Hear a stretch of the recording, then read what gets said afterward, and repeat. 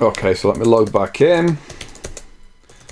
So this is the desktop app. I'm pretty sure the Windows one will be as much the same as this.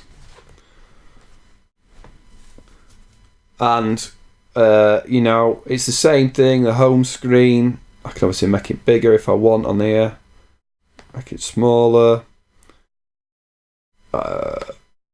Admin land. So basically a lot of desktop apps now are just a web browser in an app.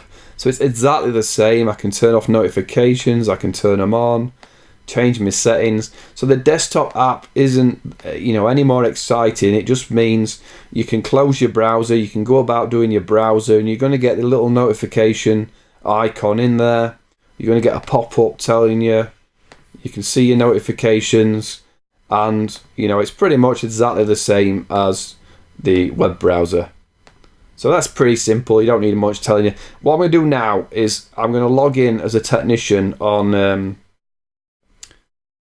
and show you what somebody in the field might look at, or like you would take it away with you as well. So let's look at the mobile app. Right, so let me just set it up.